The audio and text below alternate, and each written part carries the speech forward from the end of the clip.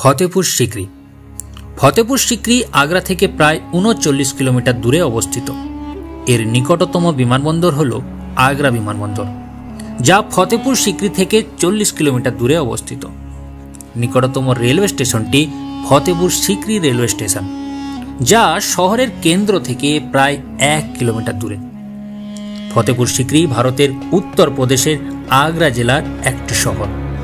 সাল ১৫৭১ থেকে ১৫৮৫ অবধি সম্রাট আকবর শহরটিকে মুঘল সাম্রাজ্যের রাজধানী ঘোষণা করেন, কিন্তু পরে পাঞ্জাবের একটি ঘটনার পরিপ্রেক্ষিতে তা বাতিল করেন। ১৬১০ সালে শহরটি সম্পূর্ণরূপে বর্জিত করা হয়। ফতেপুর সিকরি নামটির উৎপত্তি হয় সিকরি নামের গ্রাম থেকে, যেটি এখানে আগে অবস্থান করত। ভারতের প্রত্নতত্ত্ব বিভাগের ১৯৯৯ থেকে ২০০০ সালের খনন কার্য থেকে জানা যায়, আকবর এখানে রাজধানী স্থাপন করার আগে থেকে এখানে মানুষের বসবাস ছিল। আগে এখানে শেখ সেলিমের খানকা ছিল। ১৫৬৯ সালে আকবরের পুত্র জাহাঙ্গীরের জন্ম হয় এইখানে, যে শেখ জাহাঙ্গীরের জন্মের ভবিষ্যৎবাণী করেছিলেন। তার স্মৃতির উদ্দেশ্যে আকবর এখানে একটি ধর্মীয় প্রাঙ্গণের নির্মাণ করেন। জাহাঙ্গীরের দ্বিতীয় জন্মদিনের পরে আকবর এইখানে একটি প্রাচীর ঘেরা শহর এবং এক রাজশাহী প্রাসাদ নির্মাণ করেন। ১৫৭৩ সালে আকবরের গুজরাট বিজয়ের পরে শহরটির নাম হয়ে যায় ফতেপুর সিকরি, মানে বিজয়ের শহর। মূল প্রবেশদ্বারটি বুলন্দ দরওয়াজা নামে পরিচিত। বুলন্দ দরওয়াজা ভারতের একটি ঐতিহাসিক স্থাপত্য। বিশ্বের উচ্চতম এই দরজা ভারতের উত্তরপ্রদেশ রাজ্যের ফতেপুর সিকরিতে অবস্থিত। ১৬০১ খ্রিস্টাব্দে মুঘল বাদশাহ আকবর এটি তৈরি করেন। বুলন্দ শব্দের অর্থ হল মহান বা উচ্চ, অর্থাৎ এর অর্থ মহান দ্বার। গুজরাট জয়ের উপলক্ষে সম্রাট আকবর এটি নির্মাণ করেন। ফতেপুর সিকরি মহলের প্রবেশের এটি হচ্ছে মূল দ্বার। এই দরজার কাঠামোটি লাল ও হলুদ বেলে পাথরে নির্মিত। এর গায়ে আবার সাদা কালো মার্বেল দিয়ে নকশা করা আছে। এটি মাটি থেকে প্রায় ৫৪ মিটার লম্বা। দরজা পর্যন্ত পৌঁছতে ৪২টি সিঁড়ির ধাপ উঠতে হয়। দরজার পাল্লাগুলিতে কাঠের কারুকার্য করা আছে। দরজার মাথায় এক সারি প্যারাপেট আর তার পেছনে ৩টি ছত্রি রয়েছে। দরজার উপরের ছাদে শামিয়ানা হিসাবে হয়তো এগুলো ব্যবহৃত হতো। দরজার পূর্ব দিকে খিলানের গায়ে পার্শ্বলিপিতে আকবরের গুজরাট জয়ের কথা লেখা। মুঘল স্থাপত্য তৈরি মূল খিলানটির গায়ে লেখালিপি থেকে আকবরের উদার ধর্মনীতির পরিচয় পাওয়া যায়। মূল দ্বারটির গায়ে খোদাই করা লেখাটির অর্থ হল, হজরত ঈসা বলেছেন, পৃথিবী একটা সেতু মাত্র, এর উপর দিয়ে পার হয়ে যাও, কিন্তু এখানে স্থায়ী বাসা বাঁধতে যেও না। কেউ হয়তো অনন্তকাল এখানে থাকতে চায়, কিন্তু এই জীবন ১ ঘন্টার বেশি স্থায়ী নয়, তাই বাকি জীবনটা ঈশ্বরের প্রার্থনায় কাটাও। কোরআনের কিছু আয়াত এর গায়ে খোদাই করা আছে। ফতেপুর সিকরিতে প্রমুখ আকর্ষণের মধ্যে একটি হচ্ছে সেলিম চিশতির সমাধি। সেলিম চিশতির সমাধি হল ফতেপুর সিকরিতে জামে মসজিদের চতুর্ভুজের মধ্যে অবস্থিত একটি সমাধি। এটি সুফি সাধক সেলিম চিশতির বাবা ফরিদের বংশধর। ভারতের মুঘল স্থাপত্যের অন্যতম সেরা উদাহরণ হিসেবে বিবেচিত ১৫৮০ এবং ১৫৮১ সালে আকবর দ্বারা জেনানা রৌজার কাছে ফতেপুর সিকরিতে রাজকীয় কমপ্লেক্সের সাথে সমাধিটি নির্মিত হয়েছিল। এটি সেলিম চিশতির প্রতি তার শ্রদ্ধার চিহ্ন হিসাবে নির্মিত হয়েছিল, যিনি আকবরের পুত্রের জন্মের ভবিষ্যৎবাণী করেছিলেন। সমাধিটি ১৯৮৬ সালে ইউনেস্কো বিশ্ব ঐতিহ্যের তালিকায় খোদাই করা হয়েছিল। শেখ সেলিম চিশতির সমাধিটি সম্রাট আকবর নির্মাণ করেছিলেন, কিন্তু বর্তমানে যে সাদা মার্বেল কাঠামোটি আপনি দেখতে পাচ্ছেন তা তার পুত্র জাহাঙ্গীরের মূল কাঠামোর উপর নির্মিত বলে মনে করা হয়। মূল কাঠামোটি ছিল শুধুমাত্র ছোট অভ্যন্তরীণ সমাধি প্রকোষ্ঠ, যা লাল বেলে পাথর দিয়ে নির্মিত। এই বর্তমান স্মৃতিস্তম্ভটি মাকরানা মার্বেল দিয়ে নির্মিত, যা এর গুণমান এবং গঠনের জন্য পরিচিত। এটি ভারতীয় এবং পার্সিয়ান স্থাপত্য শৈলীর একটি সমাহার। এবং এতে হিন্দু ও ইসলামী উভয় স্থাপত্যের উপাদানের মিশ্রণ রয়েছে। এই মার্বেল বিল্ডিংটি একটি 1 মিটার উঁচু প্ল্যাটফর্মে অবস্থিত। এটি সুন্দরভাবে খোদাই করা হয়েছে এবং এটি কালো এবং হলুদ মার্বেলের মোজাইক দিয়ে অলঙ্কৃত। 5 ধাপের একটি ফ্লাইট প্রবেশদ্বার পেটিকোর দিকে নিয়ে যায়, যেটি চারদিকে সূক্ষ্ম জেলের পর্দা দিয়ে ঘেরা। মূল সমাধি কক্ষটি ভবনের কেন্দ্রে অবস্থিত। মাঝে মাঝে স্বাধীন সুফি গায়কের দল সমাধির কাছে পরিবেশন করে। আপনাদের যদি সুযোগ থাকে আত্মা আলোড়নকারী এবং রহস্যময় সুরের সাক্ষী হন। এটি এমন একটি অভিজ্ঞতা যা চিত্তাকর্ষক এবং সেই সাথে আধ্যাত্মিকভাবে উন্নত। জামে মসজিদ হল ফতেপুর সিক্রির ইউনেস্কো ওয়ার্ল্ড হেরিটেজ সাইটের 16 শতকের একটি জামাতের মসজিদ। এটি মুঘল সম্রাট আকবর দ্বারা নির্মিত হয়েছিল এবং নির্মাণের সময় এটি সাম্রাজ্যের বৃহত্তম মসজিদ ছিল। জামা মসজিদের নকশা বিভিন্ন প্রাক মুঘল সালতানাতদের দ্বারা নির্মিত পূর্ববর্তী মসজিদ থেকে নেওয়া হয়েছে এবং পরবর্তী মুঘল স্থাপত্য একটি গুরুত্বপূর্ণ নজির হিসেবে কাজ করেছে। মসজিদটি আকবরের ধর্মীয় নকশায় একটি ভূমিকা পালন করেছিল। আকবর তার নতুন রাজধানী ফতেপুর সিক্রির অংশ হিসাবে জামে মসজিদ পরিচালনা করেন।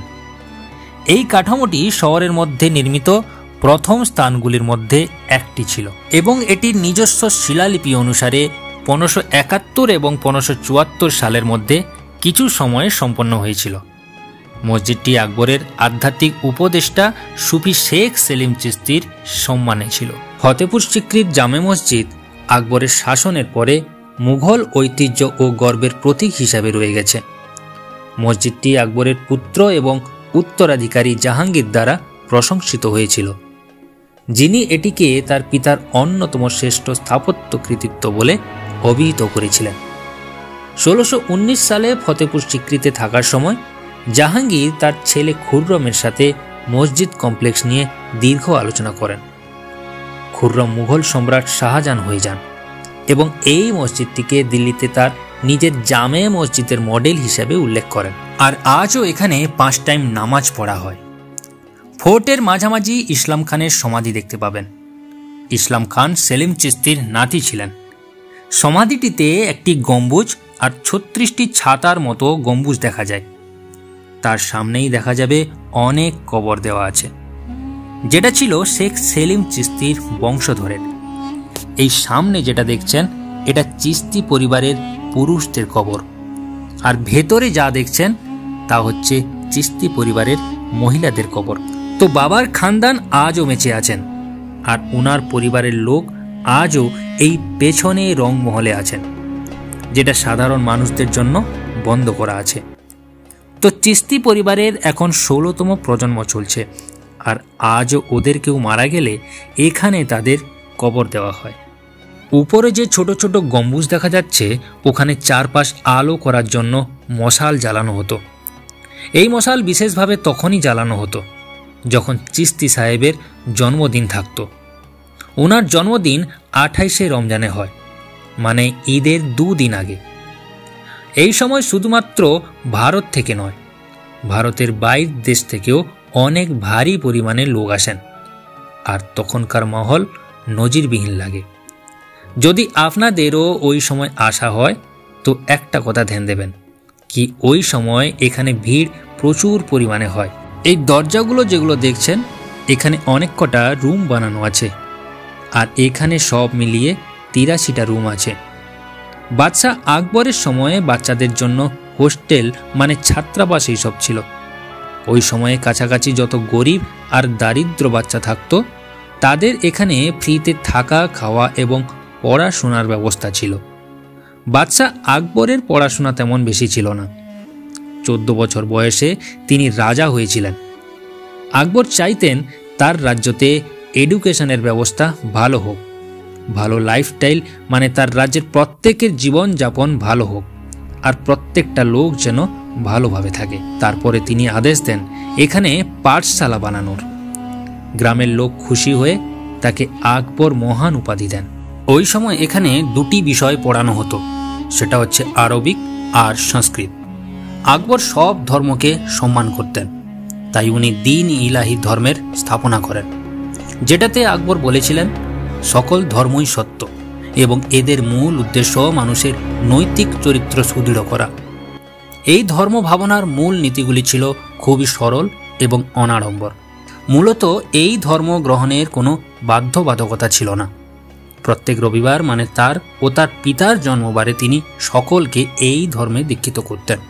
এই ধর্মমত অনুসারে সকল অনুগামীরা তার প্রতি অনুগত থাকবে এবং সব কিছু কুরবান দেওয়ার জন্য প্রস্তুত থাকবে। আরও বলা হয়, এই ধর্ম অনুসারে আকবর ঈশ্বরের ইচ্ছায় শাসন করছেন এবং প্রজাদের প্রতি তিনি পিতৃসুলভ। এখন এই স্কুল 3 সাইড থেকে বন্ধ আছে, কিন্তু এক সাইড থেকে এখনও চলছে, যেটা বাবরের দরগার পিছনে আছে। এখনও বাচ্চারা এখানে ফ্রিতে পড়তে আসে। বাদশাহ আকবরের ব্যাপারে আপনাদের একটা কথা বলে রাখি, যেটা হয়তো আপনাদের জানা নেই। আকবর তার মকবরা মানে তার সমাধিসৌধটি তার মৃত্যুর আগে থেকেই আগ্রাতে বানানো শুরু করে দিয়েছিলেন, কিন্তু পরে সেটা তার ছেলে জাহাঙ্গীর পুরো নির্মাণ করেছিলেন। আকবরের সমাধির ঠিক 1 কিলোমিটার দূরেই যোধাবাইয়ের সমাধি আছে। বাদশাহ আকবর আর যোধাবাইয়ের সম্পর্কে আপনারা হয়তো অনেক গল্প এবং অনেক হয়তো টিভি সিরিয়াল আর মুভি দেখে থাকবেন, কিন্তু আপনারা ওই জায়গা থেকে একবার ঘুরে আসুন যেই জায়গায় আকবর আর যোধাবাইরা থাকতো, এবং যেটা দেখার আলাদাই অনুভব হবে। তো ফ্রেন্ডস, আমার এই আজকের ভিডিওটা আপনাদের কেমন লাগলো সেটা অবশ্যই কমেন্ট বক্সে কমেন্ট করে জানাবেন। যদি আমার ভিডিওটি ভালো লেগে থাকে অবশ্যই একটা লাইক দেবেন এবং আমার চ্যানেলটি সাবস্ক্রাইব করবেন। আর এই ধরনের ভিডিও আপনাদের কাছে প্রথমেই যাওয়ার জন্য পাশে থাকা বেল আইকনটি অবশ্যই প্রেস করে রাখবেন। তো ফ্রেন্ডস, আবার আপনাদের সঙ্গে দেখা হবে নতুন কোনো ঐতিহাসিক জায়গার নতুন কোনো ইতিহাস নিয়ে। ততদিন আপনারা ভালো থাকুন, সুস্থ থাকুন। জয় হিন্দ, জয় ভারত।